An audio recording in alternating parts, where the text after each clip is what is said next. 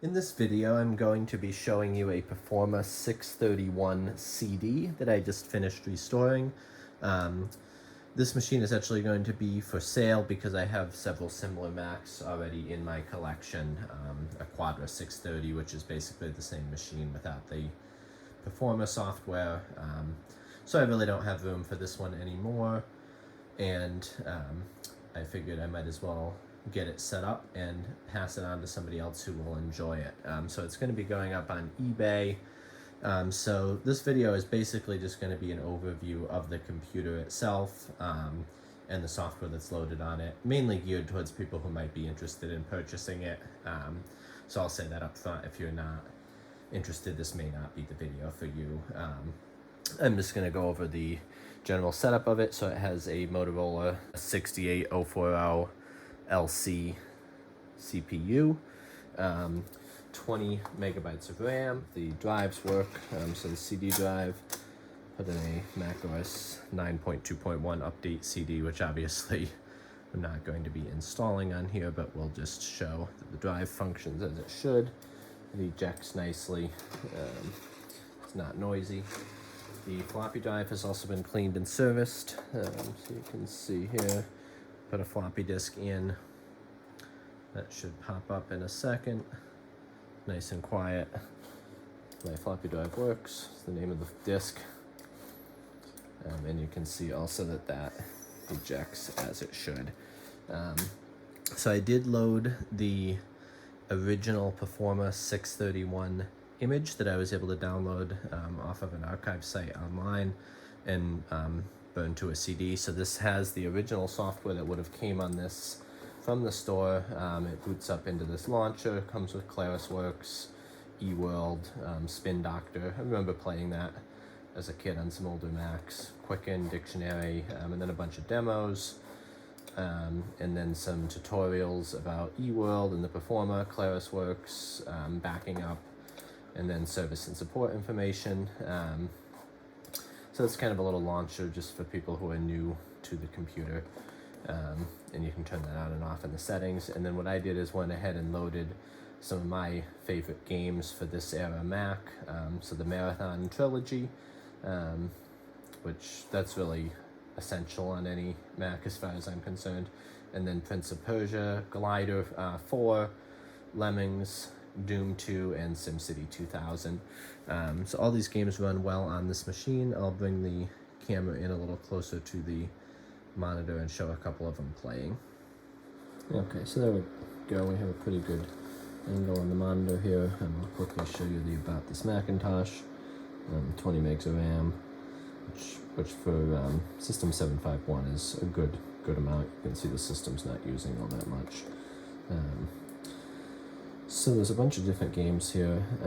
Prince of Persia is obviously a classic. Doesn't really need this powerful of a Mac to run, but it does run fine on here, as you can see.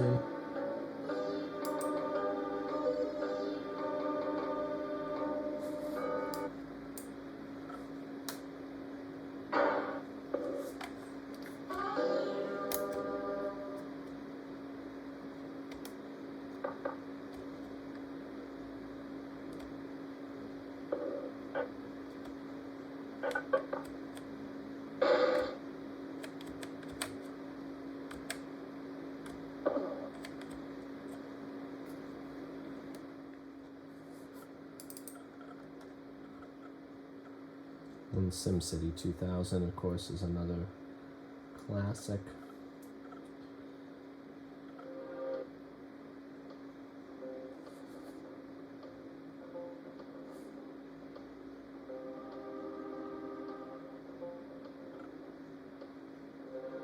The music definitely brings back some memories.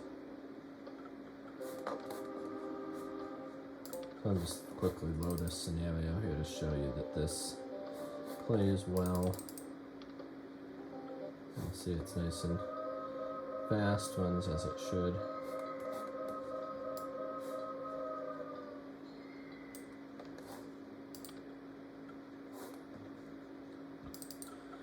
Then Doom 2. I never actually played Doom back in the day at all.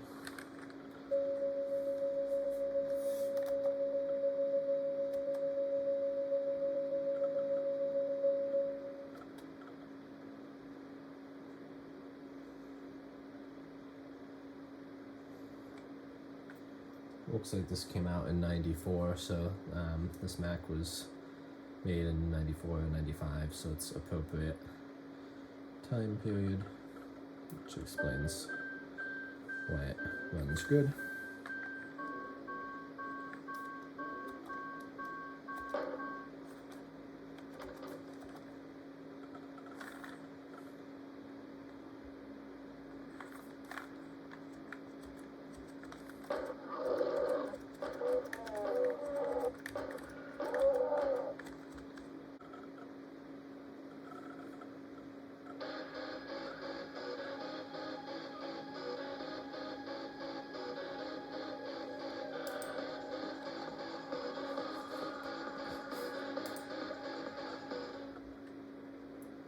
This runs Marathon well also.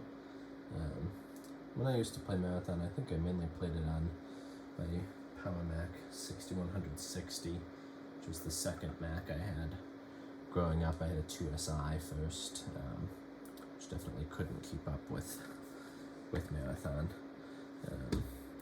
But this is yet another game that uses the keyboard to move and not the mouse, although you can change it in the settings.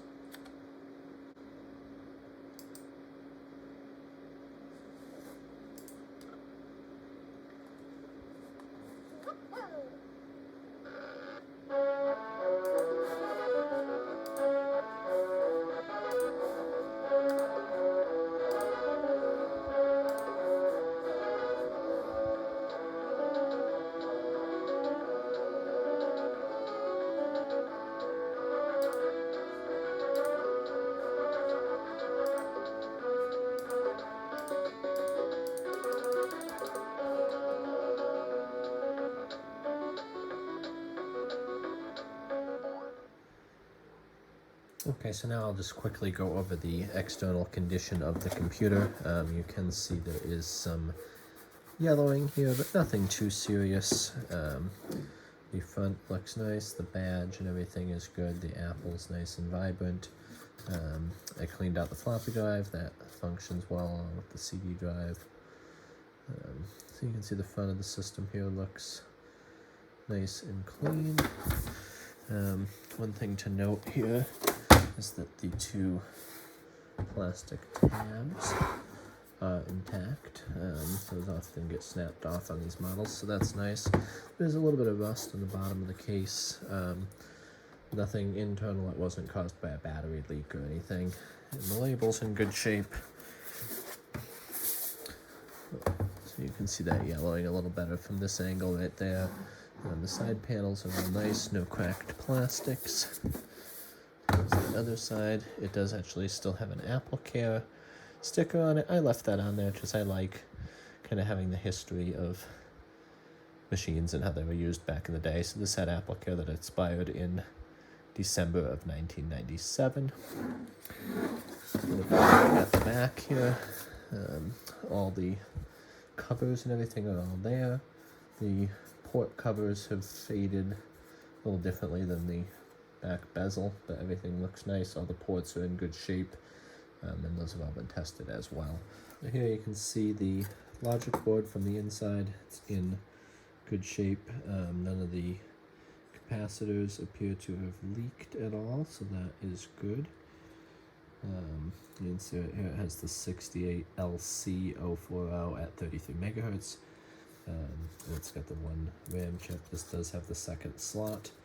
The Quadra 630 that I assume have the same motherboard or logic board, but that one actually has this RAM slot missing, so maybe that's slightly different for the Performa. But there's the logic board, nice and clean. I didn't have to do any cleaning on this. This looked this way in the system when I got it.